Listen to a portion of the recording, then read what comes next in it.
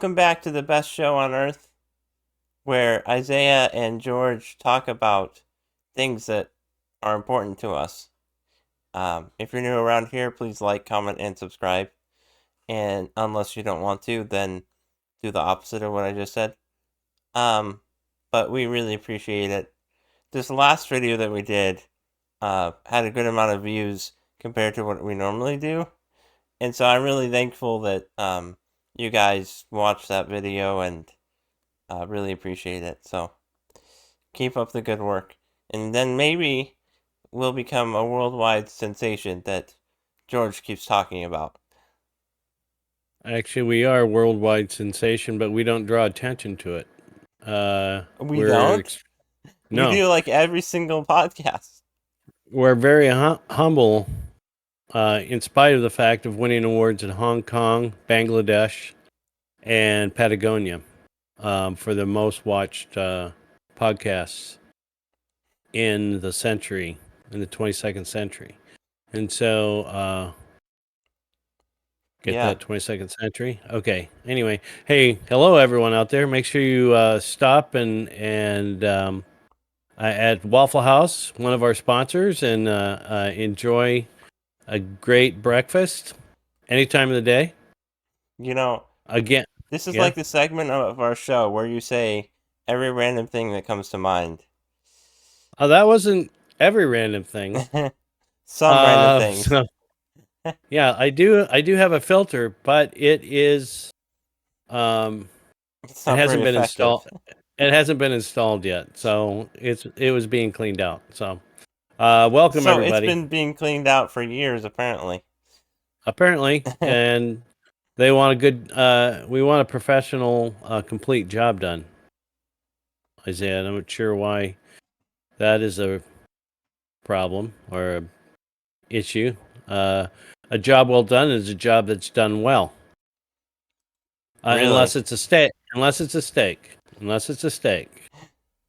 I need to check something because my computer's like freaking out. Mm-hmm. Okay. It looks like it's just Discord, really. That's alright. Alright.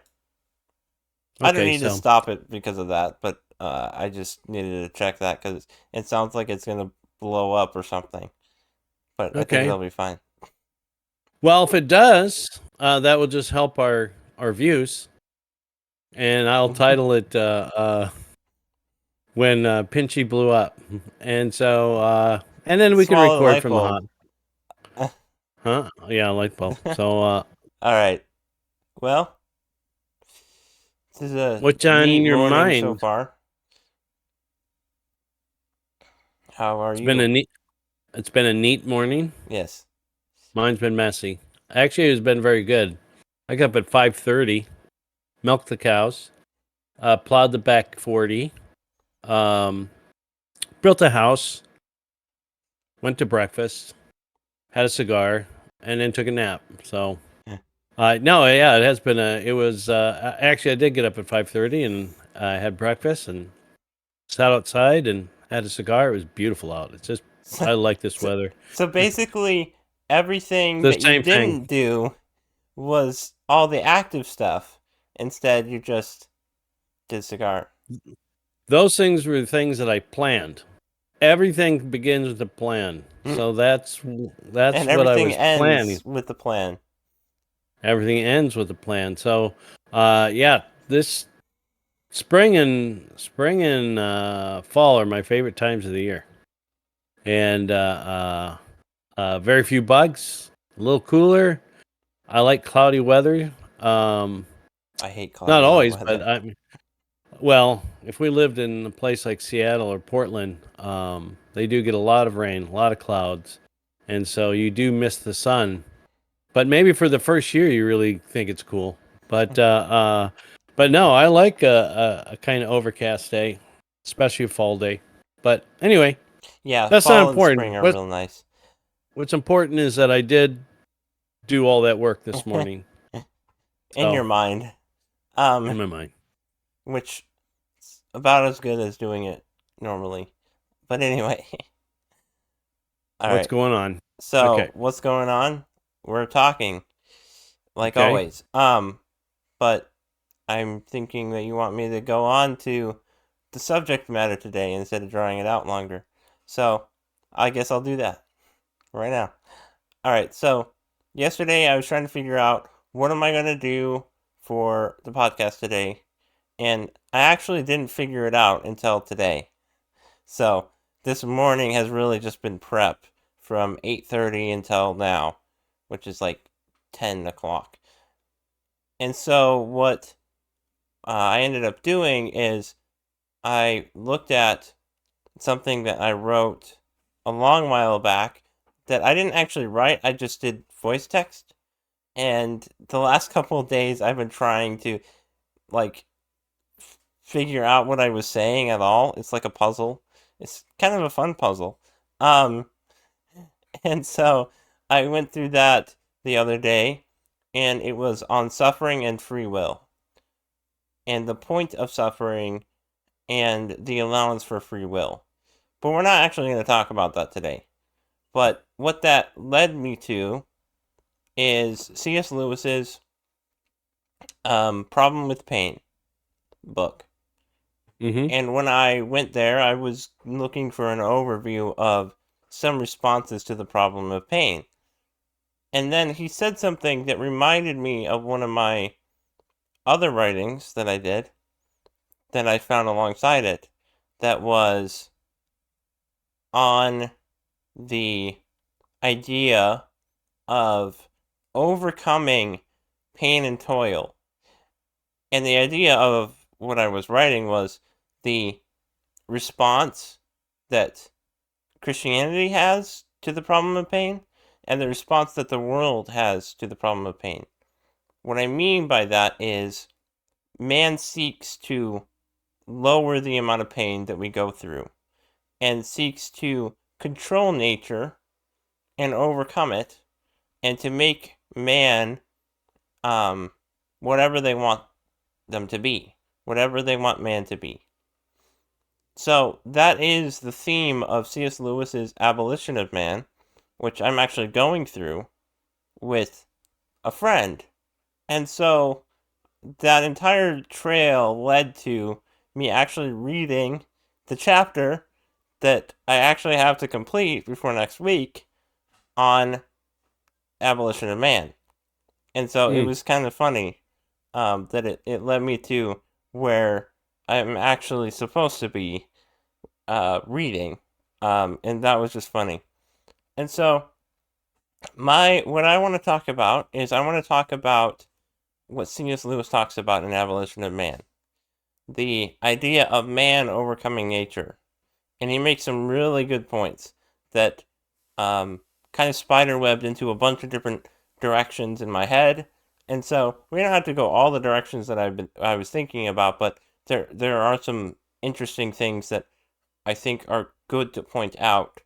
Um, and it's I don't know where exactly to start um, with what he talks about in Abolition of Man, but the idea of the first two chapters.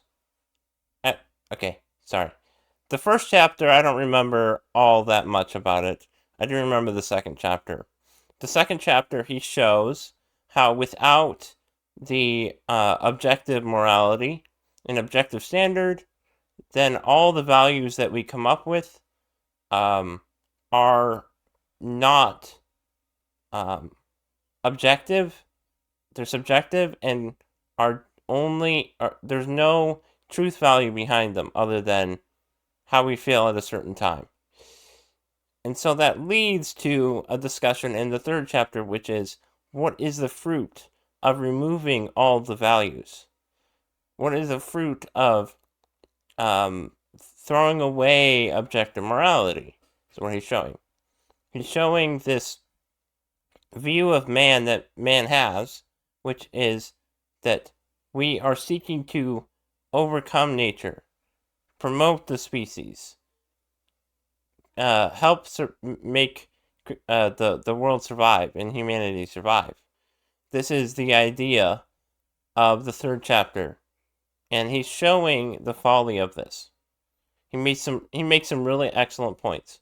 And one point that he made that I thought was just great was talking about how the overcoming nature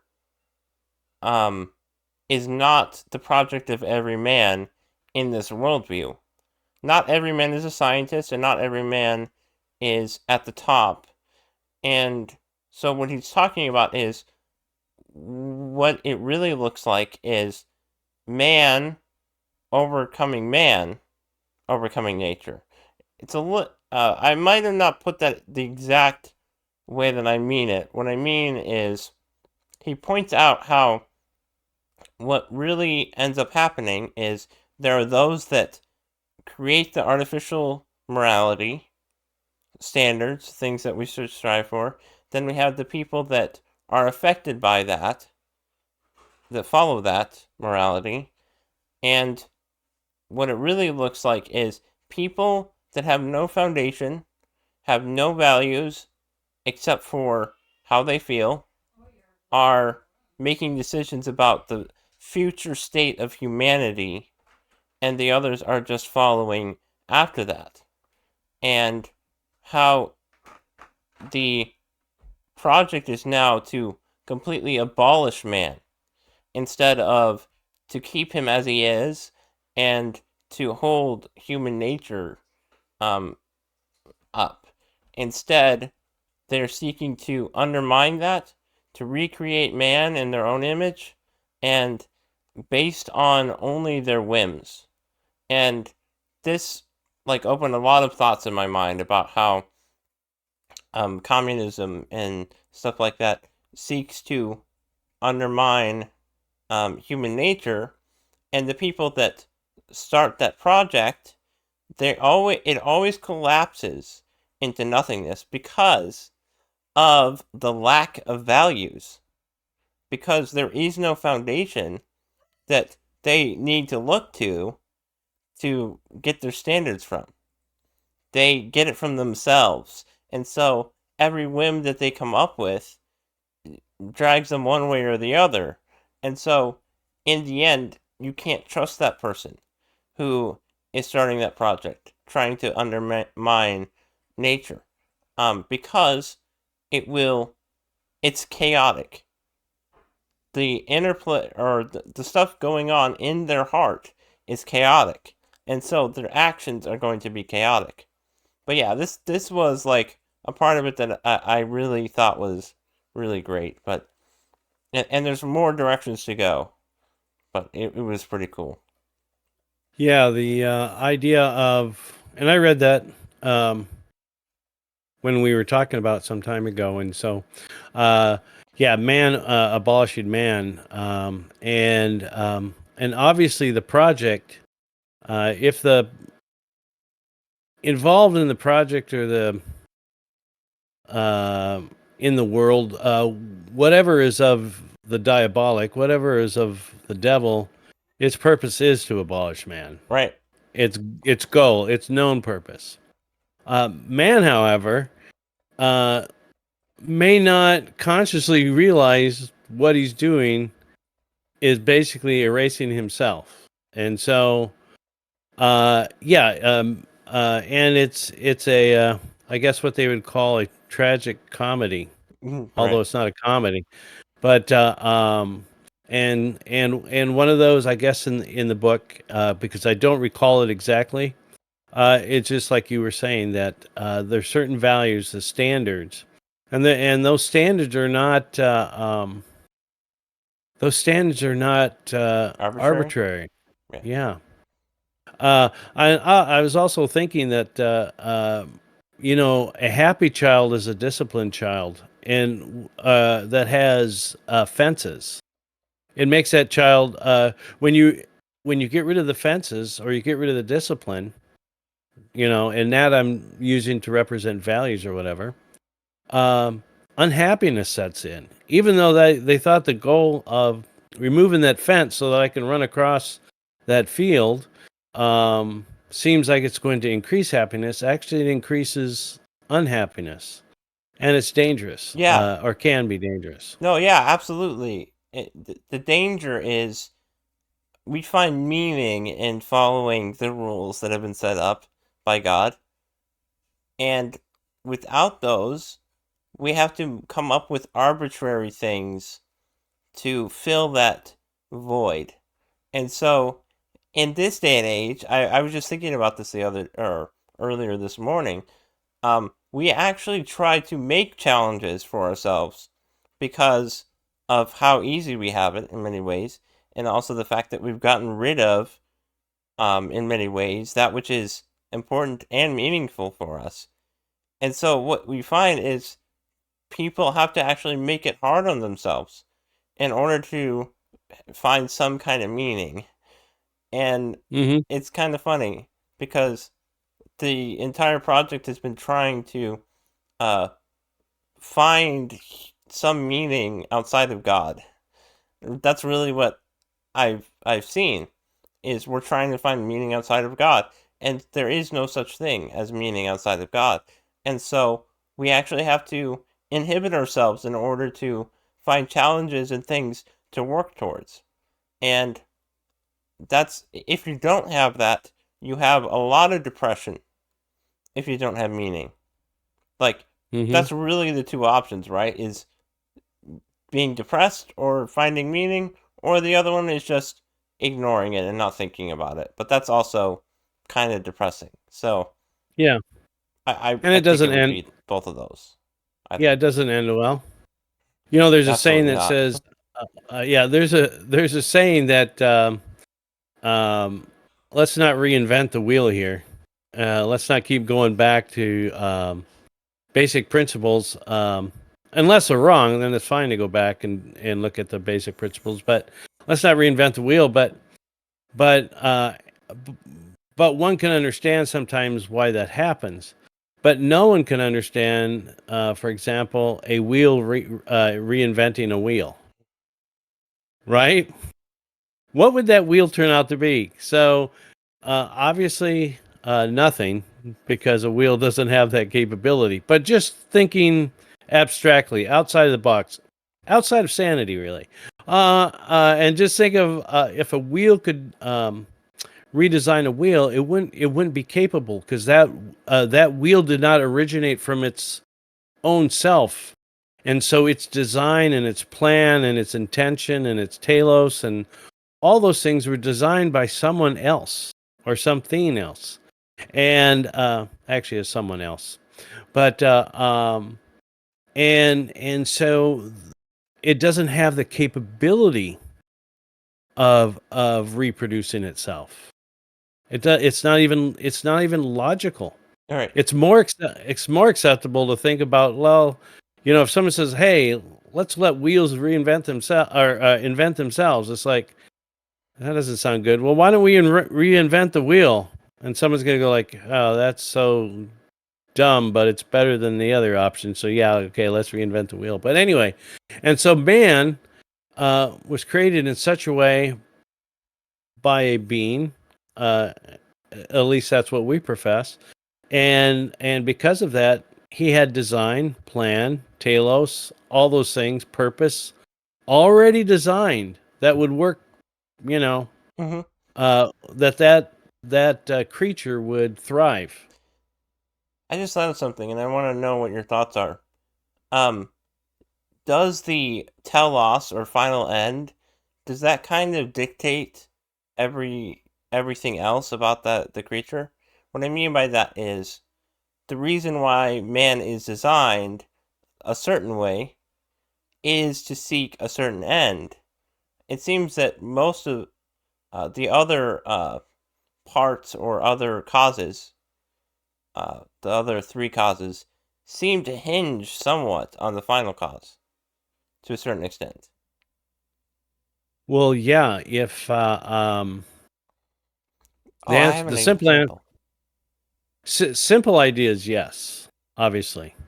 Um, we've talked about in previous podcasts and with you and Lily how the Lord has stacked the deck in our favor, and so some it's a little bit like that that ball that has different shapes, and when you're a kid, you put the different shapes through the star, you put the triangle through, you put the rectangle through. Well, that ball wasn't made just randomly. It was made with certain shapes. And so you'd take a certain shape, and if it didn't fit, it didn't work very well. Maybe you could force it in if you're a big kid and can rip it apart, but as soon as you do how it was designed, it just drops in, just like super easy. And so, to answer your question, I'd say, yeah, it's really clear that everything that goes into a human being has been designed to grease the skids, as it were, um, to succeed and have a successful to fulfill that final telos. Yeah, and I think that illustration is helpful because each of those shapes was designed specifically to fit in there, right? And Mm-hmm. if you didn't have that end in mind, then you would make some odd shape that doesn't fit and is meaningless and pointless. And so, what would even be the point of designing it the certain way that you did, unless there was a goal in mind? And even as creatures and as human beings, we design things this way. Some people make random decisions and just make whatever, but most of the time, if we're going to make any sense of the world, we make something with meaning. We make something with a certain end in mind. Otherwise, it's not very effective. Mm-hmm. And going back to Aristotle, it's like trying to hit a screw with a hammer. It's like it's not designed for that, and so it's not very good at what it's supposed to do. And so making some random choices or making some random things just is pointless. It's pointless to make random meaningless things. I mean, based on the nature of it being a pointless, meaningless thing, right? Mm-hmm. Right. But then something else that you said about the reinventing the wheel, which kind of reminded me of something C.S. Lewis was talking about in Abolition of Man. And you're using it to talk about the reinventing oneself, but it reminded me of him talking about pro- progressing through life and how progressives have this view of the world of a continual progressing towards something. And what he's talking about at one point is how everything in the present hinges on the past. And so the idea of continuing to progress towards something is a little bit more nuanced than simply we're progressing. It's everything that we have nowadays is based on what we had back then. So, in fact, the present is so reliant on the past that it's almost as if those in the past have more authority over us than we do over their ideas. And so, talking about like how going back and debunking the old views and all that is pointless and is stupid. Those people, we are so reliant on those of the past that they have authority over what our future and what is going to happen to us. Because math has its origin in history, geometry has its origin in history. The only way that we could debunk those things is by removing them entirely, and we can't live without those things in this day and Mm-hmm. age. But yeah, I mean, it it reminded me of that point that he also made in the book, which I thought was really good too. Well, and a lot of this stuff is really simple, but somehow we get it wrong sometimes, and we get out of order. And like you said, um, obviously, we're more reliant on the past for today. And as far as the future, we're not relying on it, but it may dictate what we do in the present. But thinking about the past, and you nailed it, it's like we're completely relying on it. If 9 o'clock to 10 o'clock didn't happen, we wouldn't be here. Okay, Right. at 10 o'clock, we wouldn't be here. It'd be done. We'd be over. Um, because there'd be nothing if 9 to 10 o'clock did not exist. And so and so just to go to your point, and then you were talking about how progressing, and remember when I said that it seems that a lot of people, a lot of us don't make these conscious decisions to abolish ourselves. It's but there are conscious decisions that we make that lead us down that path. And when we come to it's better to drive on the correct side of the road than it is the wrong side of the road. Nah, I feel like freewheeling it today. Well, how is that going to work out? And so we've made a decision. There is a point that we made a decision to deviate from a very noble standard or a very noble truth or a very noble axiom or a very knowable concept. And so even though we may say that we haphazardly end up abolishing ourselves, in reality, there's a choice of the will that comes somewhere in the past of events where we've made a departure. And one departure makes other departures easier or more likely, perhaps. Yeah. So, something else that struck me when reading it was thinking about a book that I read recently, which was Brave New World, and it also reminded me of 1984. And I mean, a lot of things come back to those two books because those are really influential. But it reminded me of those in that in those books, what we see is man trying to recreate man and seeing what kind of world that would create.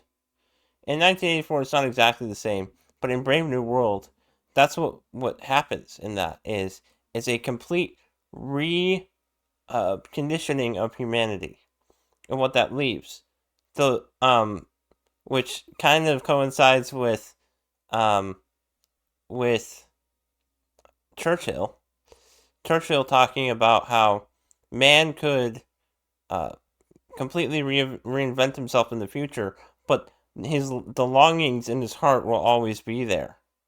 And that's kind of what happens in Brave New World is the need for tradition is still there, and the reality still slaps you in the face in the end, and that even though there is this supposed progressing and the supposed new life for humanity, the needs of man are still there, and what's left is depression.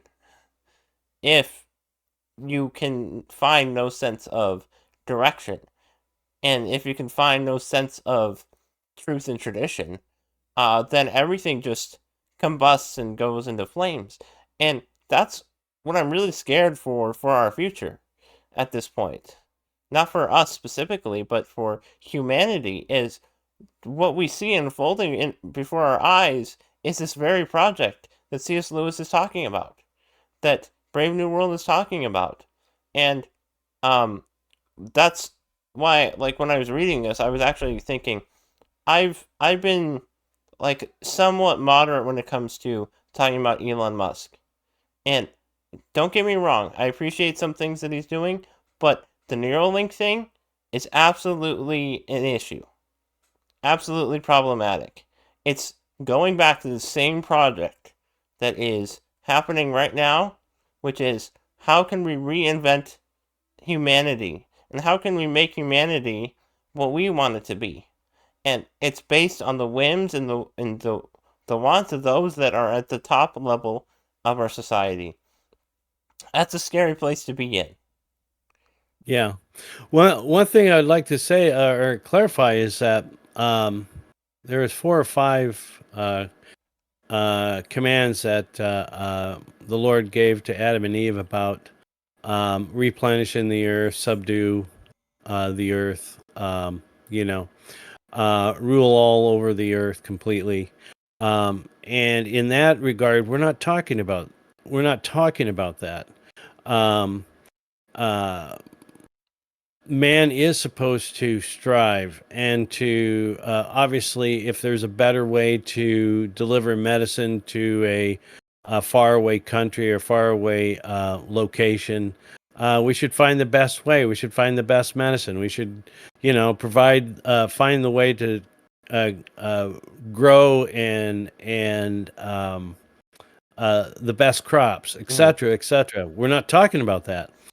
Uh, what we're talking about is that uh, someone is saying, okay, man's a omnivore, but we want him to be we want him to be able to eat glass because it's cheaper for us to make glass. So we're going to recreate what we think is best, and that sounds outlandish, right? But it's not really that outlandish. And there's a lot of things fueling this. Elon Musk and the Neuralink. Um, And I want to come to suffering because you brought it up at the beginning, and that's where some of this is, some of the impetus or the The or the motivation. motivation or the excuse is to alleviate discomfort, and we're not against that, but within reason. And so, and even that I have to clarify because it says, "Oh, you mean it's reasonable to allow a little comfort when you could relieve it?" No, but we'll come back to that. So, um, the Neuralink thing, there's a lot of people have a good motivation, and then also in the Brave New World and in the which I have not read. That's Huxley, right? Yeah, it's Huxley. Uh, is it first name Aldous or something? What is his Yeah, first? I believe so. Okay, his parents really loved vowels. But anyway, and in 1984, which I have read a number of times, but there's not a lot of focus. Oh, there is a little bit in 1984. Maybe you can tell me about Brave New World, but um, there's a lot of what we would call vices at play: wanting power, wanting money, wanting pleasure. And so, the person that wants, so all these mixtures, which are not, uh, to want a profitable business, that's God ordained. That's what He would expect. But profit at all, with no limits, or profit with no standards of justice and mercy and fair dealing, absolutely not. Right. And so, so there's so many vices at play. And like you said, you're a little bit worried about the world. And in one of our podcasts, we talked about that, when we're voting, the vote is really for reality or non-reality. In most every decision we make in life, when you think about that, it really comes down to we're voting for reality or non-reality. And that's And that's become go ahead. ever clearer at this point of history, where over the past couple hundred years, we've been minimizing the importance of reality. And there's been so many questions about reality the last couple hundred years. And it's it's becoming more and more of a contrast, reality and non-reality, because that's what we're fighting for, and that's what we've been fighting for the past couple hundred years. It's We're in a scary part of history where we're undermining everything from the past. Or at least we're trying to. We can't undermine everything, but we have seen an attempt to combat reality, go after reality, and that's what we see nowadays too. And Mm-hmm. we're actually probably in an even more dire situation because where we're headed is the full implications of this view of reality. That's where we're headed. Mm-hmm. Is seeing what happens. And the thing is, I I appreciate that we'll be able to see the fruits of this view, but the fruits are scary, and the fact that there are bad fruits that people are eating is just like it's it's good to see that to see how that affects us, but then on the other hand, we're still getting sick because of it. Like it's Mm-hmm. nice knowing a diagnosis and why you're sick, but that doesn't change that you are sick. Right. Well, it's pretty prevalent. It's not just in the unwashed. It's not this problem with reality is not just outside of Christendom. It's within Christendom as well. And I was reading an article last night, and once in a while I'll read the comments, and sometimes it's helpful, sometimes it's like, wow, you need you need to stay off the computer, Elrod. But I was reading some of the comments, and the ones that were I wouldn't call them. Well, I would call them disturbing.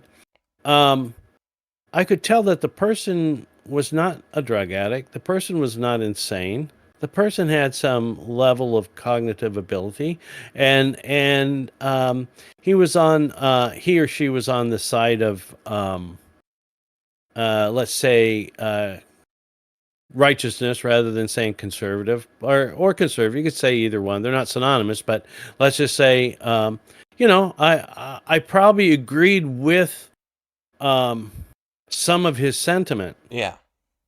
but his logic was so flawed. And what many of the commenters presented, it was so flawed, so illogical that it's like, okay, it's as if they're at the fair and they're shooting ducks, fake ducks, clay ducks behind the thing, and out of 100 shots they hit one, and the problem is what happens to the other 99 shots. Right. Okay. And so this person that has some ability and has some sincerity and goodwill, it's like, okay, you hit that one duck right straight where you needed to. But the other 99, it hit that lady over there, it hit the Right. car over there, it hit the hospital over there. You shot off your toe down there. Um, um, all because and you wonder how have we gotten to that point where even those who have some education and who have some semblance of values and have some semblance of righteousness can be so unprepared for a real life, a real discussion, a real processing of truth. And so and some of it is, you kind of mentioned, we're so comfortable, we're very, very comfortable, and praise God, thank you for the comfort, but there's a real danger in being comfortable. The purpose of comfort and purpose of successful nations is so that people can live in peace and care for their families and seek and praise the Lord. That's Yeah. and pursue truth. That's the real reason for peace and tranquility and comfort and prosperity. Right. Not Uh, those things but in themselves, but right, the end and that they are oriented towards, which is God. yeah, so some of the driving force, like coming back to suffering, which you brought up, we're not we're not masochists. We're not saying that a person needs to seek out suffering or seek out difficulty. Jesus said, don't worry about tomorrow's troubles, today's are enough. In other words, they're going to be there. Yeah. Right. You don't have to you you don't have to create the problems. They're there if you're aware. And so Yeah, and that's if you stand for the truth, then you definitely will suffer some amount for it. And whether or not that's from the world or even from yourself, there's a suffering that happens. And But when you succumb to unreality and not truth, then you will seek out things to overcome, that you'll go through pain that's not needed, or Yeah, but not beneficial. right, or you'll pursue that. So yeah, I see what you're saying though.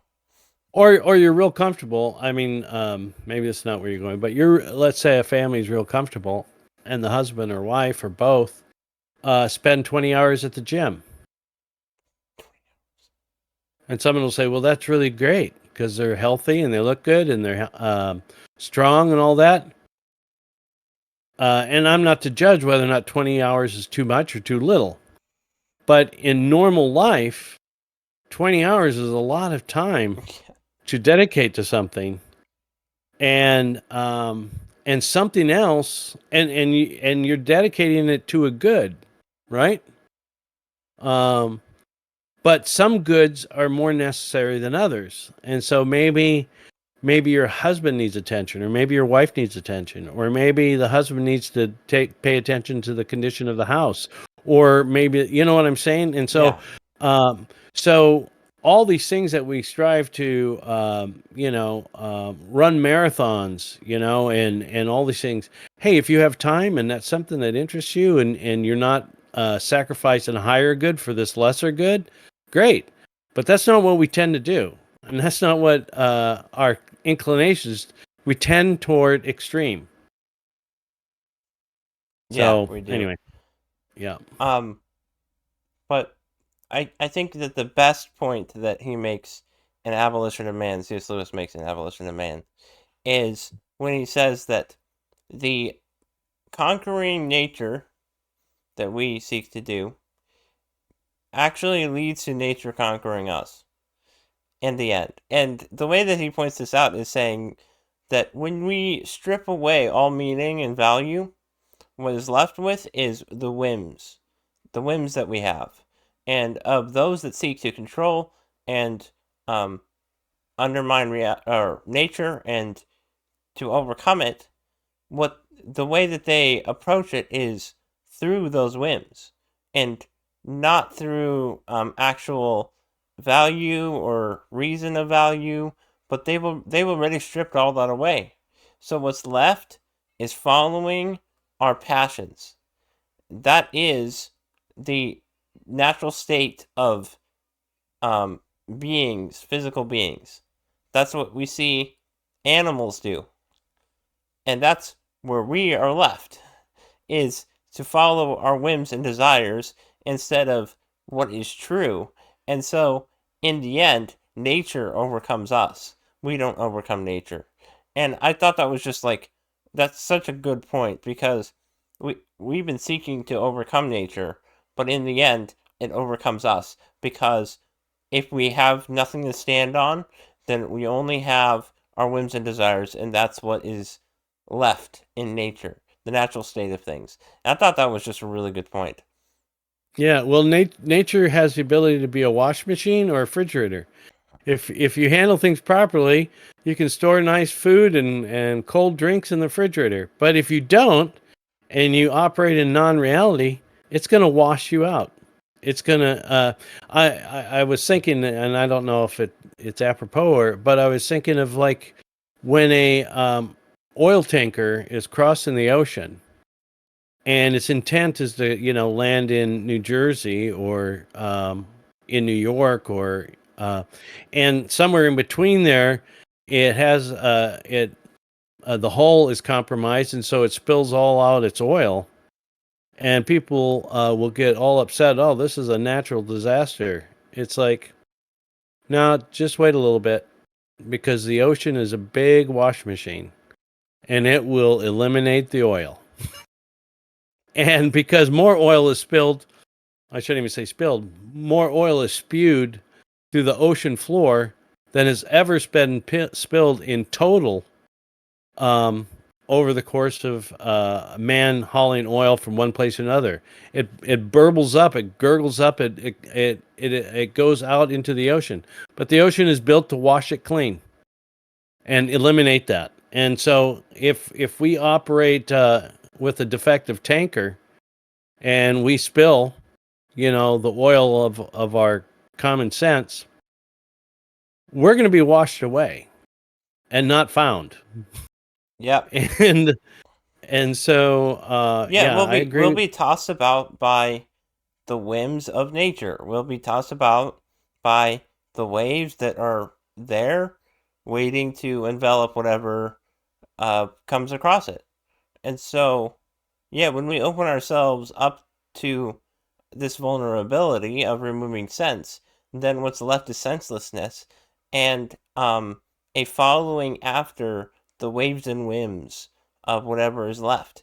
And this is, I just thought of this right now.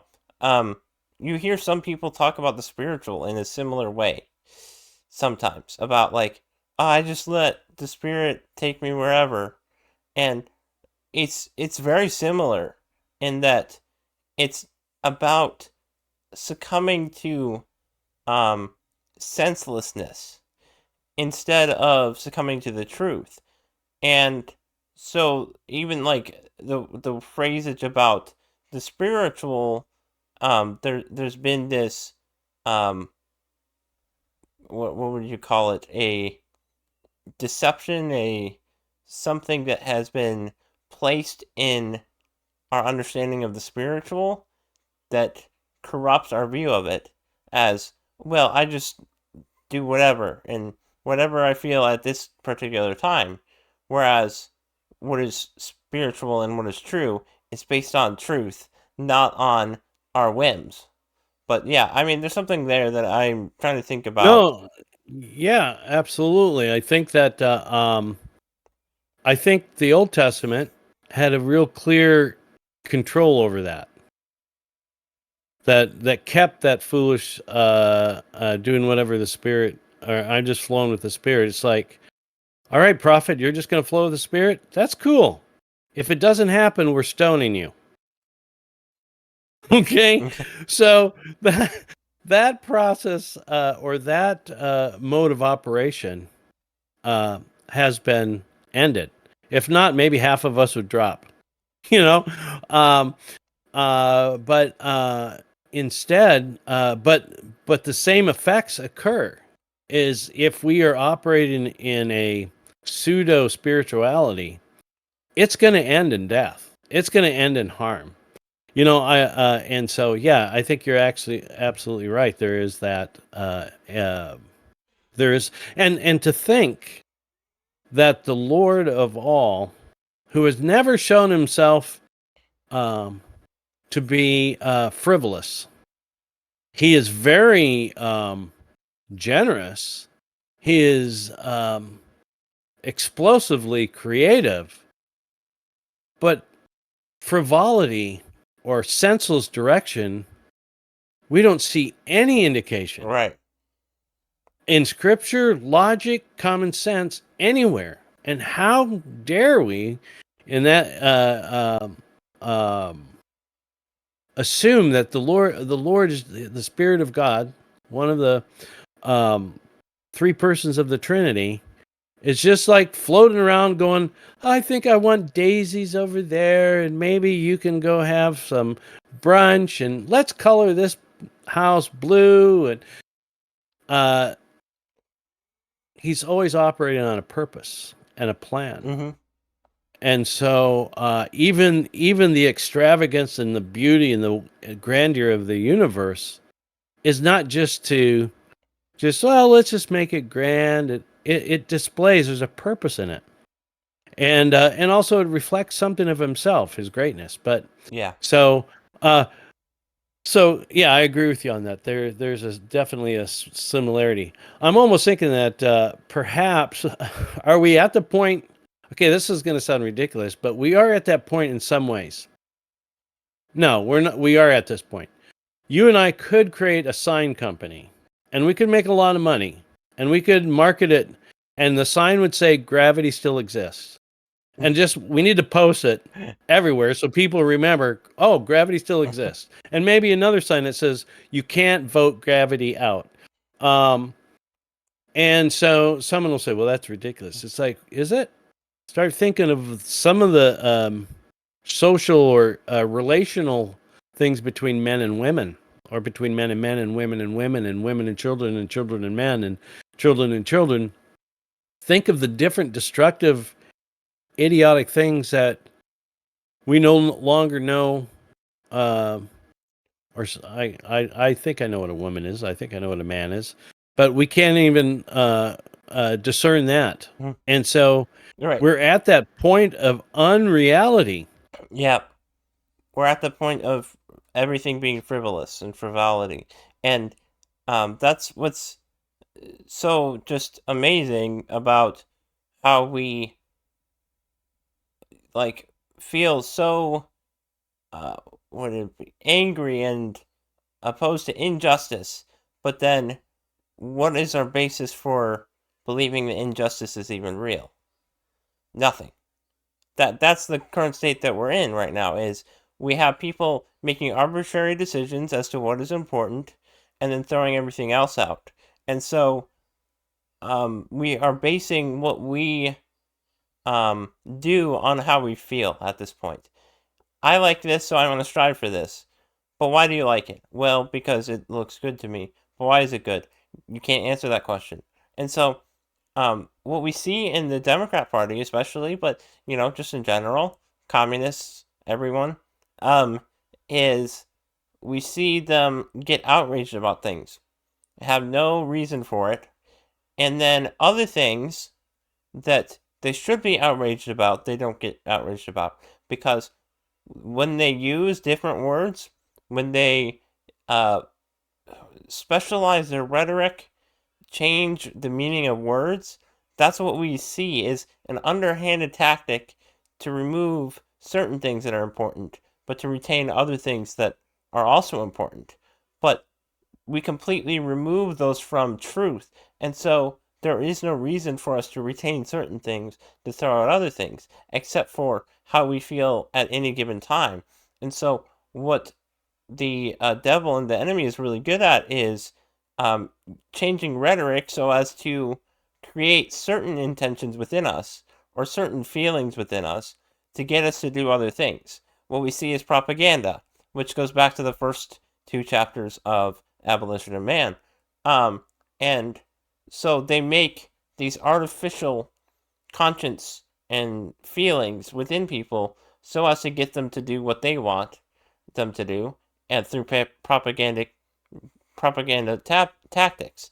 And one way that the propaganda is used is through, or one way that propaganda is achieved is through language that we use, which um, Michael Knowles points out so well in Speechless about how if we can control how we talk, then we can control how people think. And so we're in this really weird spot in history where we can't say anything about anything, but we do say stuff. I don't know. Well, we're in bizarre world. I was thinking that there are some, again, unless the person is insane or a psychopath or sociopath, and those are somewhat rare. Anyone that is inflicting idiocracy or unreality are doing it for a purpose of gaining money or power or control or security, even. Normally, it's not so much security, but that comes with the territory. If you have power, you have security, and so, but the dark and the diabolic behind those ideas and plans, and man does his own planning, but it's definitely um, directed and influenced by the diabolic. It reminds me of in the excellent TV series Lost, when after John Locke is no longer John Locke, he's now the smoke monster. He's the man in black. He's basically evil, and and uh, and uh, uh, and Benjamin Linus. Uh, they're standing at the well because they wanted to get Desmond in order to destroy the island or whatever, or to help, John Locke, or the Man in Black wanted to get off the island. He needed Desmond, and so he looks over at Benjamin Line. He says, "Listen, Ben, I don't want to stay on this island. I don't want to rule this island. You can rule it. You can rule this island." And so Benjamin Linus is like, what he always wanted. He always wanted power. He always wanted control, and not always for the wrong reasons, but he was corrupted, and he always wanted that. And so it was just a few sentences later in the dialogue that Benjamin Linus finds out that the smoke monster, the Man in Black, intends to destroy the island and put it at the bottom of the ocean. And Benjamin is like, what do you mean? You just promised me the island? Were you going to tell me that you are planning to destroy the island? And so, but that's where these leaders may have a short time of power, or a short time of control, but its end includes them as well. They Mhm. don't escape it. Right. You know what I mean? Yeah, when we think about Tolkien's idea of evil eating itself, that's what it kind of looks like, right? Is like the devil's like, here's this great idea. You guys can rule the world. And then what happens? The snake bites its own tail and destroys itself. And that is really the tactic of the devil. That is what the devil does. And that is actually the final end of the devil himself, is he is going to overplay his hand and destroy himself. And that's what he's doing to us at this point. But I mean, that's really the tactic of the devil, which I think is really well pointed out by Tolkien and his idea of evil destroying itself. I think it's absolutely true, because if evil can be considered the greatest non-reality, what I mean by that is that which drains the good and is simply a absence of that which is good, then what will the final end of that be? Nothing is nothing, and so nothing will end up being nothing. I don't know. I'm trying to think of the wording, but the idea of evil is the great destroyer, and so it makes sense that it would destroy itself. Well, and and this doesn't have to take the. You're talking about your concern for. Sorry, I don't want to interrupt, Go ahead. but I just thought of an analogy. It's like a black hole. Like sin is like a black hole, except, I mean, God is so great that it's not really as powerful as God or anything like that. But what ends up happening is it sucks in a bunch of stuff and then it just collapses. Or sin is like the concept of a black hole, since we've never seen one, although we keep claiming that we have. But yeah, a black hole is described as a huge, contains or possesses a huge amount of gravity that draws all things into it. And so, yeah, sin is like that. And so, but if you're working at like a convenience store, years ago, when I worked at 7-Eleven, loved it because I had all the Slurpees I wanted free.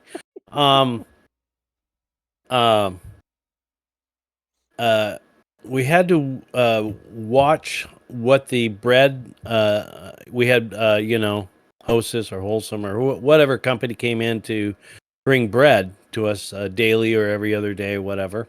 And they had, trays of bread. If that truck deliver guy or gal just cheated us on one loaf of bread a trip, and they have like 30 or 40 stores, they are reaping hundreds and hundreds and hundreds of dollars a month just from that and pocketing that. And so and eventually, just like every thief, okay, one loaf, well, let's do 2 loaves. They won't notice 2 loaves being missing. Well, let's do 3 loaves the next time. eventually it's going to be where it's kind of like the boiling of a frog. You know, if you increase the temperature very slowly, he doesn't even realize he's being boiled. And so when that point, or what someone may call terminal velocity, when that point hits, there's going to be no fixing of the devastation, or no going back. That is going to be wiped out, like my mic. Um, and so, and that can happen really, really fast. Yeah, it's And like a downhill spiral. It goes faster and yeah, faster and faster. faster and faster and faster as you get, yeah. And so, um, and then the other thing that is not, maybe it's often another, maybe it's down a rabbit hole we don't want to go. Oh, But no when I problem. think of in the well, you can redirect it. I won't go very long. You say, okay, that's interesting. Let's go back to the topic. So, in the nation of Israel, as we read in the Old Testament, the Lord was always faithful to send prophets and teachers and wise men to them, right? Yeah. To warn them, to teach them, to lead them, to correct them, to warn them. What did they do with them? They killed them, right? Yeah, they killed them. They told them to shut up. They said, we don't want to. We got our own prophets. We've got prophets that we like to listen to, and so today, uh, Jeremiah and Ezekiel and Isaiah, prophesying woe to you, warning, you know, because you have departed from me, I have departed from you. And because you have rejected me, I have rejected you. The Lord warning, Yeah. if you reject me, I will reject you. I will give you over to what you want. And so, but yet those prophets were faithful uh, in delivering the message, right? Yeah. And so today, why would we think it's going to be any different? Um, and this is not a fatalistic at all. Right. We do see seasons in the Old Testament where there was some thriving of the nation of Israel, but not a lot. Not a lot. I mean, and so today is no different, where you have those people warning, heading down this road, denying gravity, denying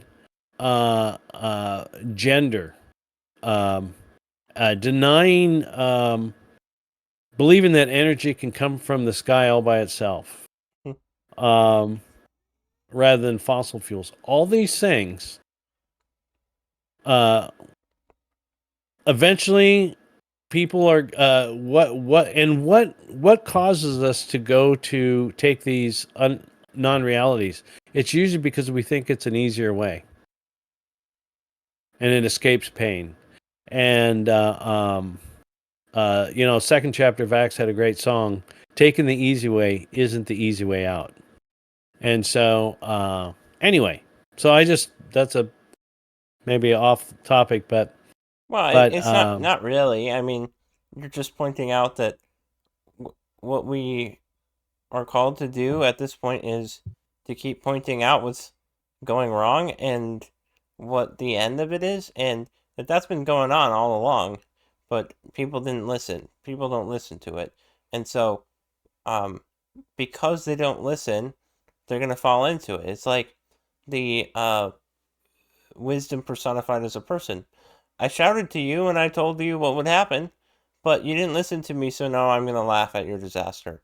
That's what happens. It's like that's actually kind of a very strong warning because uh why I don't want to be laughed at by God or by wisdom. That's like mhm.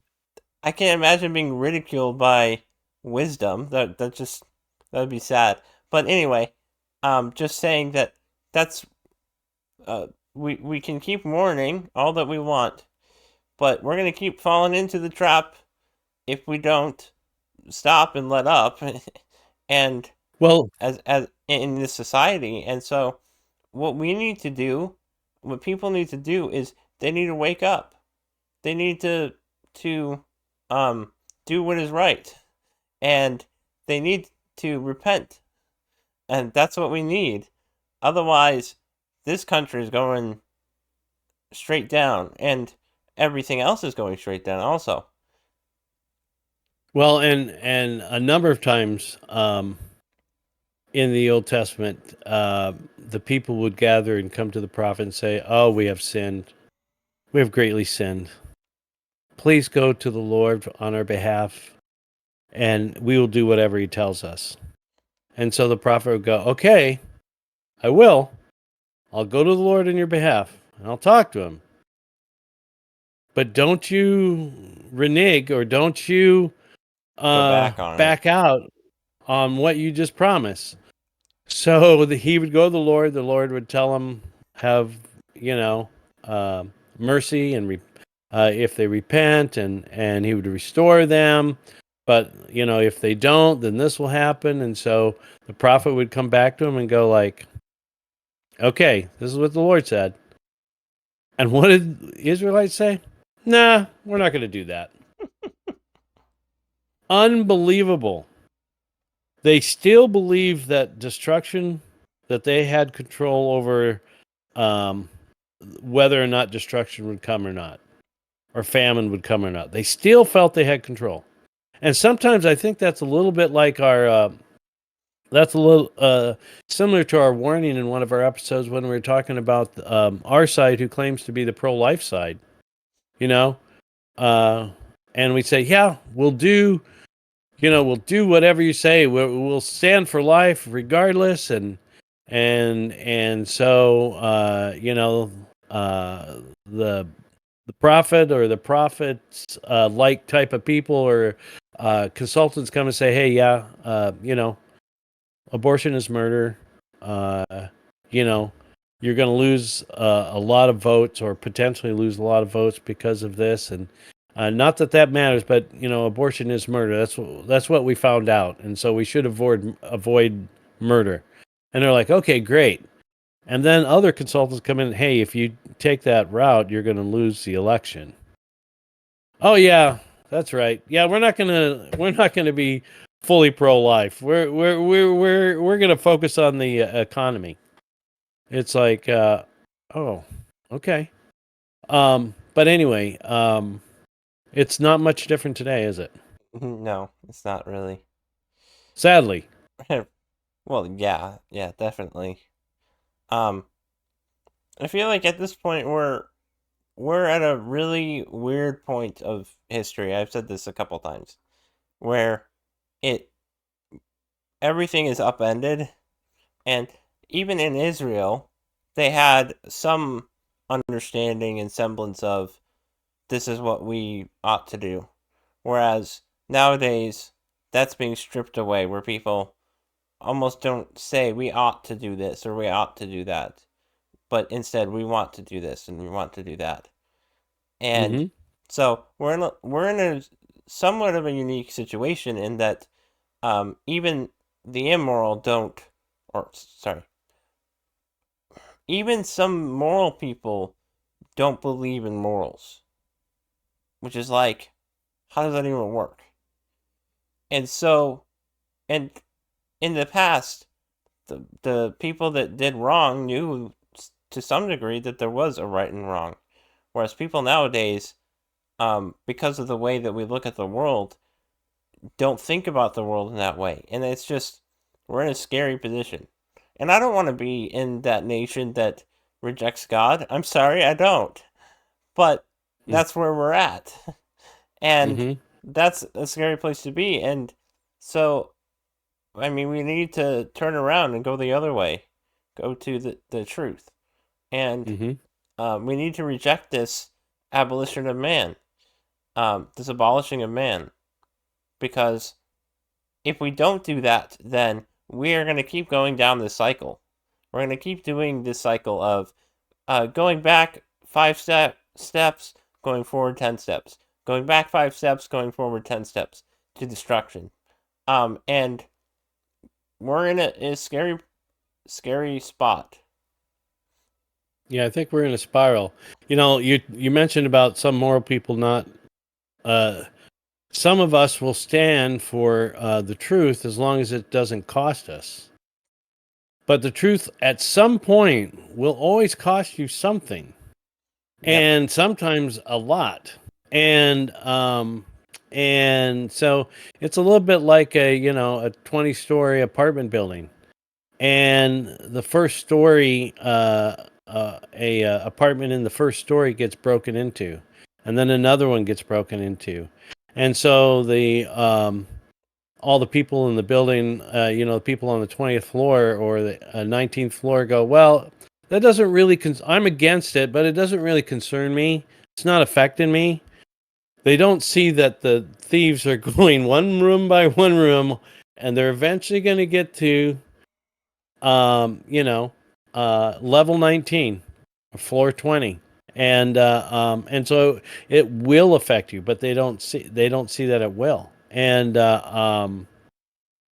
So Yep. yeah, it's kind of a dire situation. Yeah. Dire. Oh, I was trying to remember this particular thought that I had a little bit ago, and I'm wanting to go back to it. In the space trilogy, in the last book, The Hideous Strength. yeah, that hideous strength. The the organization is named NICE, NICE, and it's a what do you call those That's things? so funny. Acronyms? Is that an Whoa. acronym? Yeah. Yep. And I, when looking at that, it's like, whoa, this reminds me of like government agencies, like how they name everything these great names that are not great names, but names that sound neat or are cool, um, but actually are worthless. And just thinking about, we can move beyond this point in a second, but I just wanted to go back to this because it was just something I thought about. But the goal is to make what is poison sound nice. NICE. Right. Yeah. Relabel. And that's what is going on in our society is um going back to the propaganda thing. We're naming things that which they are not in order to make it sound nice and cool. And like we should do that. And so what one way that that is shown, the idea of words being used as propaganda tactic is the term love. And I always point this one out because it's used so Man. much. It Mm-hmm. but what they have been doing is they've been pushing all sorts of poison and labeling it love for the longest time. And this is just what we are left with without God. And so, in the same way, these agencies that, or this example of an agency, is showing that we're they're using propaganda to peddle what they want to happen in society, and that's dangerous because in today's day, in today, we see things and we hear somebody label it whatever, and that affects how we perceive it. And so we don't even know that we're peddling poison um, at this point. A lot of people don't. And they don't realize that it will hurt them in the end, that it will hurt society in the end. This conception of love, this view of love, will hurt society and will hurt our own relationships, even the other people's relationships. And these have dire impact on society because we are shaping the minds of young people to hold to falsehoods, and um, that will shape the future of this country. And even those that will go back and try and find tradition will be affected by it and won't even realize it.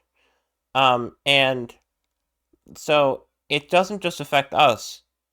Also, I mean, you said it will affect us in the end, but it also doesn't only affect us, it affects others. So unless we want to be as selfish as possible, we should probably care a little bit about others and how what we are saying and doing affects them as well. And how the way that we are shaping society is going to have dire consequences for us and everyone else. Hmm. So what you're saying is being the most effective truth teller that there can be, and refuse to peddle anything that um, you haven't verified first. To carry on. I think you were indicating that sometimes we can see something, someone can make a comment on it, and then we perceive it in that way that they made the comment, and we don't have the full story, and then yet we go and repeat that same. Right. Like the example of, have you stopped beating your wife? That's like Yeah. an example of that. Of, well, has he stopped beating his wife? It's like, wait, hold on. How do I even know that he has been ever? I mean, just the Well, way that you perceive it well, is. if you ask me, I have an out on that. I'm not married, so next question: have you stopped beating your dog? Don't have a dog. Have you stopped stealing from your employer? No, I have not stopped that. So anyway, uh, yeah. So and then also on top of that, someone was mentioning. I heard that we talk about that toward the end. Lawlessness will increase, and lawlessness has always been present, and wickedness has always been present. But it's when you start to see it in the leadership, um, in churches or in governments or in centers of power, is when wow, it's getting Yep. it's getting it's getting close. And I just think of those people sitting outside the ark during Noah's time, going like, uh, "It's not raining. It's fine. Everything's fine." We have card games too. Noah and his sons and his daughter-in-laws and his wife, they'd play cards on the table in the ark, and people outside, "Oh, we have cards too. We're playing cards. We're really good at math." It's like, yeah, but you're not in the ark. You're not in the ark. And No, we're fine. No, we're fine. And that went on for what is it, 120 years, or that Noah basically during his construction of that was testifying, "Hey, It's gonna rain's happen. coming, gonna happen," and it happened really quickly. So, Well, I um, think something that you said sparked this in my mind. What it comes down to in abolition of man is, do we accept the pattern of reality? Do we accept reality as it is? Or do we reject it and come up with our own morality and views um, that will not lead to success and will not lead to happiness? And that's really the question that it comes down to is, do you accept the arc or not?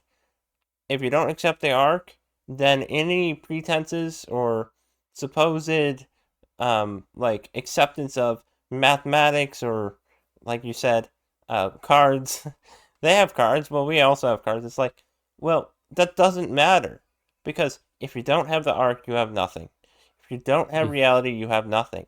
And so, if you try to pretend, oh yeah, we can keep this and we can keep that, you're lying to yourself because mhm. the only way to retain that which is good is to believe that the good exists. So, Well, and if you don't have that good, then you have no um, understanding and capability to retain or to reject or to well, pick and this and pick that. well, think about the absolutely, and think about the Wright brothers, or people that wanted to create or to make a plane so that they could fly. Okay, how far would they have gotten on their adventure and engineering if they said, you know, We know there's such a thing as aerodynamics, and we know there's such a thing as gravity, and we know there's such a thing as airflow, and we know there's such a thing as weight versus area dispersed over a large area. We know all those things, but we don't accept those. We're going to make a plane that doesn't depend on those. How far would they have gotten? They would have been on top of the hill dropping rocks, going, that one still didn't fly. Okay, well, try another one. Now that one's, yeah, gravity's still working. Okay, try another one. Okay, let's have faith in what we're doing. I don't know the name of the Wright brothers. Do you know the Orville and is it Wilbur? I don't know what their names were. I want to say one of them was Orville. Anyway, let's just say Wilbur says to Orville, say, Orville, we need to put faith in what we're doing. Why don't you get on one of those rocks and jump off the cliff and see how that works? Maybe that's what's happening. So my whole point being is pretty obvious, right? If they would have they discerned reality. They discovered what was already there, and they worked within its confines. And what do we have today? Amazing air travel. Mm-hmm. You know, by simply acknowledging that there's certain laws, rules, values that govern things, and they're not created. Now, we can create a law. What I mean is, we can create a law that it's the speed limit in a school zone is 15. We created that law, but the reason that law was created or written was because of existing reality already. There's a lot of children in that area, and they run across the road to get balls that get kicked over the fence. So you need to have enough time to stop, because there's such a thing as momentum. And there's such a thing as car hitting pedestrian doesn't usually go good for the pedestrian. And so, what did you say? What do I mean by that? Well, what was your thing? Are you saying that we didn't create it? Is that what you're saying? Yeah, I'm saying we just accepted it. Yeah, I know, but you said it wasn't created, and I was like, oh well, I meant well, it wasn't created by us. Right. We didn't create. Yeah. Yeah, that's what I was just wanting to clarify. Yeah, and so we just discovered it and went with the flow, and saw how we could use that to our benefit. You know, the flow of a river. That is where dams and electric, generation. We used the flow of rivers to create electricity, or to generate electricity. We didn't create electricity, but to generate electricity. And we used the laws of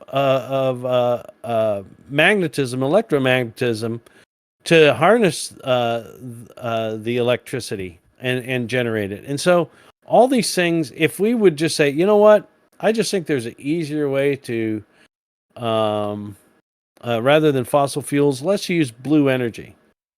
Well, Orville, there's no such thing as blue energy. Yeah, but Wilbur, we could just, I think it would be really good. And we've talked about this in different ways and on different subjects in other podcasts. It's just like, yeah, I understand you want to get an easy way of creating energy or discovering or producing energy, but you have to work within the confines of what is. Yeah. Well, in that example, and it's not even fossil fuels aren't necessarily even the best. What's the best is nuclear, but they don't want to experiment with that. But anyway, that's a side note. Yeah. But something that I just thought of was, so how do we know that gravity exists? Because Newton told us. No, but what did Newton base his understanding of gravity on? His wife said he had to. No, he observed an occurrence, right? Right. I mean, the story is he observed an apple falling. Right. Which is that a cause of gravity or is that an effect of gravity? Well, obviously, it's an effect. Right. And so I was just thinking, in a similar way, we look at what Jesus says, you'll know them by their fruits. which I'm applying right now So to. you're saying you know gravity by their fruits? Yeah, Is that what you're except saying? gravity's not a person, but you know gravity by Hmm. the fruit of gravity. And so I was just thinking, like, we know that Christianity is true in one way. There's multiple ways, but one way that we know that it's true is by seeing the fruits of it, and Hmm. how the fruit of Christianity is, uh, actual uh, Changed lives. changed lives and meaning, and the effect of this current worldview of, or I mean, worldview that's really goes back a long time, but this worldview of uh, everything is meaningless, the fruit of that is destruction and death and meaninglessness because it's based on assumption of meaninglessness. But anyway, I was just thinking about how some people look at Christianity and they're like, where's the evidence for it? I mean, there's plenty of things I could give, but this is one that I think is a major one, actually. And this is the same way that everything that we discover other things is by observing it, seeing does it work? Yeah, it works. So, what are the alternatives at this point? Hmm. Well, I saw a podcast where someone was giving their testimony. I don't know the name of this podcast. Ruslan, do you know that? Ruslan. Yeah, He has some. I think his channel's called Bless God Studios. Might be. I mean, he has some good content, but the person he had on he was a pretty worldly young man, and what led him to become a Christian was that he observed his friends who uh, uh, had Christian values, Christian virtues, and tried to follow those virtues. Yeah, they made mistakes. We all do, but they were trying to follow a certain um, way of life. And then he had other friends that had no law of governance over them or their actions, and he saw that by and large the Christian was happier and their lives were successful, and they weren't, their lives and their families and their situations were not imploding at the degree that the his other friends were. And just by that simple observation, he decided that he needed to become a Christian. And because he saw the fruits of that, and that was pretty.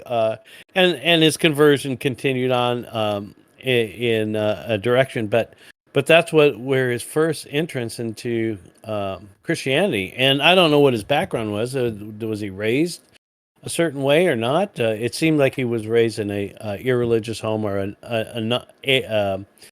where there was no religion of any type. But anyway, I thought that was interesting. He just observed the fruits and decided, hey, I want what they want, or I want what they have, and I want my life to reflect what they have. And so that's really interesting. My hat's off to someone that just in that simplistic way can go like, I'm not too proud to say that. Wow, that works. Okay, I'm gonna try that. Yeah, So, I'm not gonna make any judgment on this guy because I don't know anything about him. But oh, Rustlin, I don't know him no, either. not He Rustlin, just the has other some. guy, the Oh, other sure. guy. But there is a certain wariness about people just wanting to have the fruits, and that's why they wanted to become a Christian. I mean, Well, there's a little bit of a I, worry there, but I'm not worried. I'm not saying in this case, but I'm just saying there's yeah. also that possibility. Well, it was, I didn't go into greater detail on it, and he didn't either because you're limited on time. But Right, but he was just indicating that caught his eye, right. and obviously he had to hear the gospel. It wasn't just enough. Oh, I'm going to follow Christ because my life's going to be better. No, it's just what caught his eye, and just a common sense going like, okay, this seemingly doesn't work, and this seemingly does work. And so then when he heard more from his friends, or when they took him to church or whatever, and he heard more, he's like, yeah, I wanted, you know, um, and so it's just it's wonderful that and I wish I was more like that. Like I try to be like that. If something makes more sense or is objectively true, I want to follow it regardless of what I think. Hmm. And so sometimes easier said than done, but that's all our heart. So anyway, he saw the fruits and reacted. So that's how we can know. I like that. You shall know gravity by their fruits. I I think that's really. Was that your idea to come up with that? To come up with You knowing shall know, gravity. you shall know gravity by their fruits. Well, that's not what I was trying to say. I mean, I was just using it as a principle of, that gravity is real because of the fruits of gravity, Mm-hmm. Mm-hmm. and And which is like there are basically sometimes we gravity may in action. well, and there may be sometimes we doubt gravity. I don't know how often that might be. We tempt gravity, when we were younger and doing things, but um, and maybe someone flying in a plane goes, I don't think gravity exists. Look at we're up in the air, you know. Well, step out, see Maybe how it is to someone. walk around out here, So maybe someone, but very unlikely. But things are getting to such a point that you know, both you and I like good science fiction. There's a lot of Good hopeful, science stupid. fiction is really, really good if it's good. Yeah, Otherwise, it's yeah. terrible. And usually, what it's usually good science fiction is not dependent on the uh, impossible technologies that they have. It's always built on the characters and the characters' relationships and the pursuit of truth in some way, or the pursuit of honor, or the pursuit of justice, and the interactions of betrayal and repentance, and so it's the storyline. You can have the best special effects and have a really crappy movie. But anyway, but in science fiction, people start to believe that, well, someday we're going to be transporting people from, you know, um, the ground to the spaceship up above. Really? Why? Well, because it happens on Star Trek. It's like it's God has made us in such a way that we can think of things that are, Impossible. uh, yeah, impossible. And yet we can still create a storyline with all those impossibilities.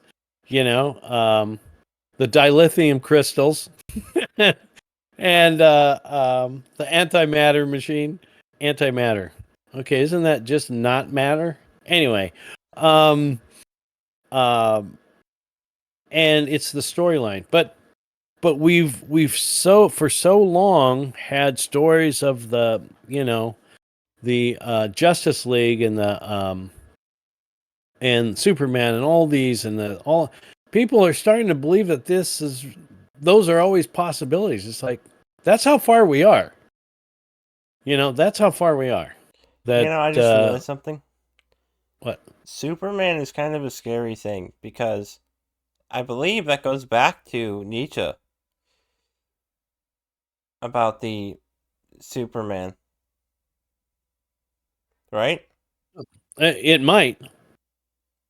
It has very similarities to the story of Christ, and maybe the person that came up with that had no intention of mocking or mimicking, or maybe he did want to mimic and try to make it more appealing.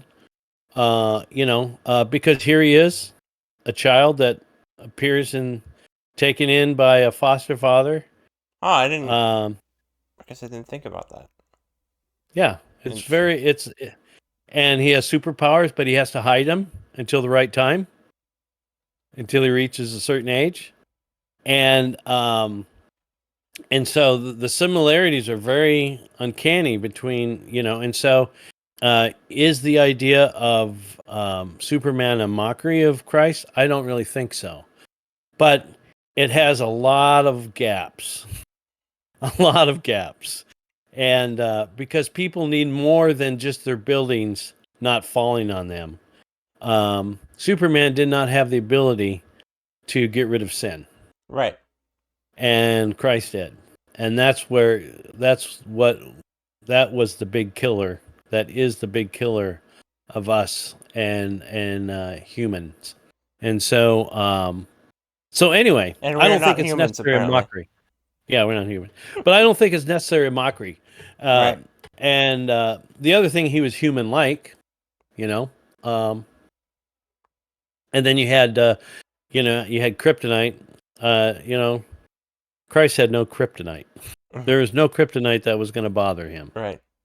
And but he did have an evil genius that was after him every step of the way. And so anyway, don't mean to go on and on that, but we've started to believe fiction rather than deal in reality. And so Yeah, well, what we have today is fiction separated from reality. What I mean by that is fiction can sometimes give us insight into reality, yes, but I agree. fiction on its own, Which is strange. yeah, which is strange. But we thrive on stories, so it's not super strange as far as that is concerned. But it is interesting though that what we have nowadays is people trying to use fiction as an escape instead of as a tool for understanding reality. Hmm. Well, and the fact that I was thinking there that sometimes the wrong idea can bring us to the right idea, and maybe that's because we're um, a corrupted creature. We're not fallen. We don't have to be fallen necessarily anymore if we submit our lives to Christ and follow Him. But we still have that inclination towards weakness, and so because of that, I suppose that sometimes when we make a mistake, it helps us understand the correct way better. You know what I mean? And so, like when you're doing math problems and you do it wrong, sometimes the fact that you did that wrong makes you never forget that process when you're going through equations after that because you felt so stupid when you did it wrong that time. So, there is something where something was done wrong and it's helped you do it right. And so, Well, that which is is a, that is one usage of fiction, but the other one is as analogy of yeah, sure. like this part of the soul is Analogy, similar metaphor. to this. And so it's not necessarily only about fiction being wrong per se, but also about the the point of certain things. They're like examples of reality in a different context. For Well, instance, like, even go sorry, ahead. I was just Well, I gonna was just say, gonna say, uh, go ahead. I was just gonna say that what we in science fiction, for instance, good science fiction is using tools in science fiction not for necessarily the sake of themselves, but for the analysis of human nature.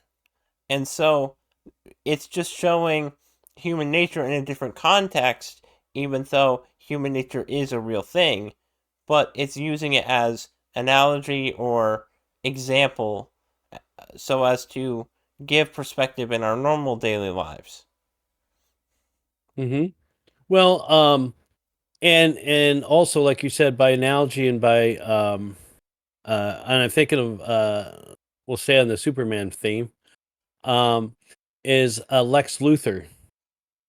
Uh, Lex Luthor will never be a good guy. Lex Luthor, everything he does, even if it's to help somebody one time, it's always for a bigger plan to hurt somebody another time. He's a liar from the beginning and a liar to the end. And so the similarities is like, everyone's just waiting for Lex Luthor to go, you know what, Superman, you're right. I am an absolute jerk. I need to use my evil genius for the betterment of the world. at least in the TV show, or at least in the it doesn't happen. He's always deceiving and tricking, appearing as an angel of light, as it were. Anyway, yeah, there's a lot of things, and like you said, we like good science fiction, and it's not dependent. It's not dependent on the special effects. That's where I think, in some of the Star Wars movies. Not that we're going to go off into a movie critic show right now, but they had some of the most amazing special effects, but some of the storyline just got lost, and certain things they had in there were just stupid, and it just didn't build. But I'm not a Star Wars enthusiast. Someone who is might go like, "Oh no, you don't understand," and that could possibly be. But it's the storyline. It's always the relationship that is the most important. Well, and sorry. Go ahead. It's just whether you're a billionaire or a plumber or a painter or a doctor or a lawyer or a teacher or a pastor.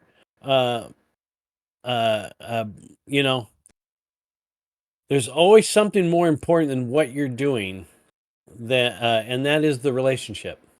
You can have billions of dollars and have everything and have homes in every state, and you'll always be left feeling lonely if you don't have a relationship with somebody.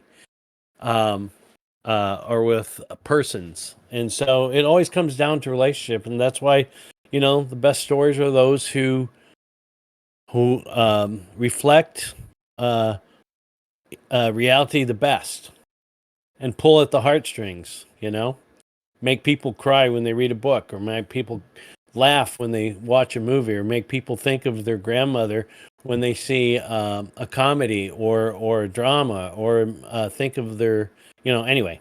So